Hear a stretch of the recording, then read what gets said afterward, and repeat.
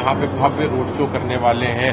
कल नामांकन दाखिल करेंगे, पूरे दल बल के साथ प्रधानमंत्री यहाँ मौजूद रहेंगे। पूरी तैयारियां चल रही है। क्या लगता है बनारस को देखते हुए? देखिए, आप देख सकते हैं बनारस के अंदर जो विकास होना चाहिए, आप सब लोग आए हो बाहर से, आप देख लो उठा के, शहर में पूरी चारों तरफ सीवर का पानी बह रहा है, गलियां खराब हैं, टोटो से पूरा शहर जाम में फंसा हुआ है, पूरे शहर जाम लगा, आपने देखा होगा। पूरे शहर में कोई काम 10 साल में नहीं हुआ। जो फ्लाईओवर बन रहा है, कज्जाकपुरा में फ्लाईओवर है, जाके देख लेना, पूरे की पूरी वहां पर पूरी तरीके से 10 साल से फ्लाईओवर बन रहा है। एक इन्होंने यहां पर बंदरगाह बनाया रामनगर में, एक भी जहाज नहीं आई उसमें, एक भी गंगा जी पानी ही नहीं है। केवल जनता को बेवकूफ बनाना और बहुत हो गया। विकास आप आकाश में दिखा रहे हैं, ड्रोन शो करके विकास दिखा रहे हैं। सड़क पर जमीन पे नहीं दिख रहा है, आकाश में भी विकास दिख रहा है। ये बच्चे देखिए, नौजवान पढ़ लिख के घूम रहे हैं। आप देखिए ये बच्चों का क्या सभी आज कोई रोजगार नहीं है। बनारस में कल कारखाने लगे, एक ही फैक्ट्रियां लगी, कुछ नहीं। केवल बनारस में 10 साल में झुंझुना दिया गया और जनता को बेवकूफ बनाया गया। लेकिन उनका कहना यह है कि अपार जन समर्थन मिल रहा है, लोगों ने पूरी तैयारियों से आज उनके रोड शो में भी उनका स्वागत करने में लगे कि बनारस की जनता इस बार भी उनको अपार बहुमत से जिताने वाली है। उनको रोड शो में लोग नहीं मिल रहे हैं, जुटाना पड़ रहा है, पैसे देकर किराए पर लाने का प्रयास हो रहा है। बसें गई हैं, गांव में खाली हैं, और भदोही, गाजीपुर, मिर्जापुर, जौनपुर, सोनभद्र, इलाहाबाद, 4 पश्चिम से सब तरह से गाड़ियां, बसें बुलाई जा रही हैं ताकि यहां बनारस में भर के दिखाया जा सके। आप जरा वहां जो लोग उसमें आएंगे उनसे जरूर आप पूछ लेना, इंटरव्यू ले लेना कि कहां के रहने वाले हो। मेरी बात आप जो मैं बोल रहा हूं सच साबित हो जाएगी। मतलब आपका कहना है कि मतलब बनारस के लोग प्रधानमंत्री का साथ नहीं नहीं खड़े हैं, इसलिए कि लगातार आप झूठ बोले ना। कोरोना के काल में हमारे भाई बंधु, हमारे परिवार, माताएं और बहनें, हमारे दादा पिता तुल्य हमारे बुजुर्ग मर गए, कोई पूछने नहीं आया। एक ऑक्सीजन नहीं मिला उनको, एक दवा नहीं मिला, बेड नहीं मिला। भाजपा के कई नेता जिनको बेड नहीं मिला, जो ऑक्सीजन, उनको ऑक्सीजन, एक अजय शुक्ला करके प्रहलाद घाट का भाजपा कार्यकर्ता था, बूथ पे काम करता था बेचारा, उसको ले आकर दीनदयाल में एडमिट करा दिया। फटे पाइप से उसको ऑक्सीजन दे रहे थे, मर गया बेचारा। कोई झांकने नहीं गया भाजपा का नेता। ऐसे कार्यकर्ता कोई काम करेगा? कार्यकर्ता का दिल जीतना पड़ता है, उसको उसके साथ सुख और दुख में खड़े रहना पड़ता है। आप जनता को ऐसे सोचेंगे कि हमारे नाम पर वोट हमको मिल जाएगा?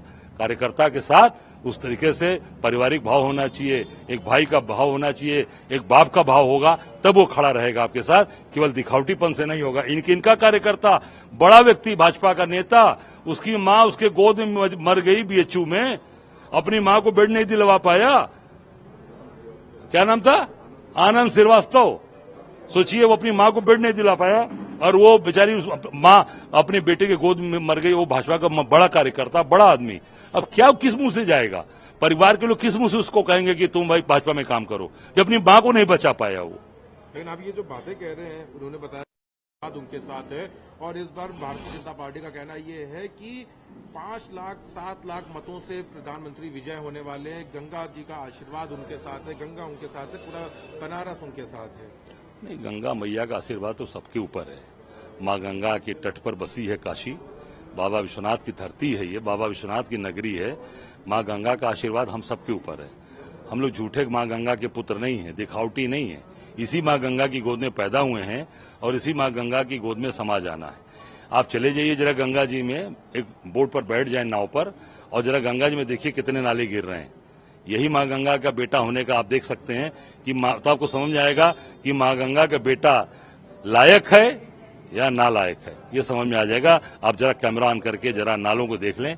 माँ गंगा गंदी हो रही है, बेटे के रहते अगर माँ गंदी हो रही है, इसकी जिम्मेदारी किसकी है? बेटे की जिम्मेदारी।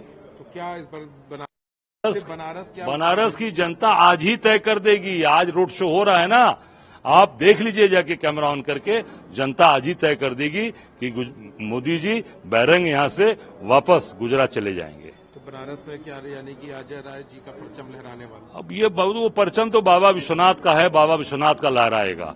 हम लोग उनके भक्त हैं, उनको मानने वाले हैं, कण कण में बाबा विश्वनाथ हैं। परचम तो उन्हीं का, राजा तो वही है काशी के बाबा विश्वनाथ, उन्हीं के भक्त हैं। परचम तो उन्हीं का आदि अनादि काल से था, आदि अनादि काल से रहेगा। अजय राय भक्त है, सेवक, वो सेवा करेगा, भक्ति करेगा। बड़ा चैलेंज भी देखते होंगे, क्योंकि प्रधानमंत्री एक तरफ हैं जिनके खिलाफ आप चुनाव लड़ रहे हैं और लड़ते आए हैं अभी तक, तो एक अपने आप में भी एक बड़ा चैलेंज रहता होगा इस सीट को लेकर। मैं कहा ना कि यहाँ की जो राजपाट है, यहाँ के जो सब कुछ है, कण कण में शंकर विराजते हैं, तो उनके भक्त हैं, भोले हैं हम लोग। हमको किसी से लड़ना होता है, वो ताकत हमें वहीं बाबा विश्वनाथ देते हैं। किसी से लड़ना होगा, उससे लड़ने से पीछे नहीं रहते, और निश्चित तौर से इस बार बाबा विश्वनाथ का आशीर्वाद हम सबके ऊपर है। एक और सवाल है, चौथे चरण का चुनाव चल रहा है, चुनाव को जो आज हो रहा है उसमें कन्नौज की भी सीट है, निश्चित तौर से अभी हम 3 चरण में भारी बहुमत से जीत रहे हैं, चौथा चरण भी हमारा है। इसमें पूरी तरीके से भारतीय जनता पार्टी साफ हो जाएगी। काफी सवाल है रायबरेली अमेठी को लेके। आज राहुल गांधी और प्रियंका गांधी का संयुक्त रोड शो है। आने वाले दिनों में अखिलेश यादव के साथ मिलकर रायबरेली में बड़ी जनसभाएं होने वाली हैं। वहां से क्या तस्वीर बदलने वाली है, क्योंकि स्मृति ईरानी हो या जो पूरा कैडर है वो अभी से अपनी। देखिए, मैं बता रहा हूँ, अमेठी रायबरेली की चिंता हम लोग को नहीं है।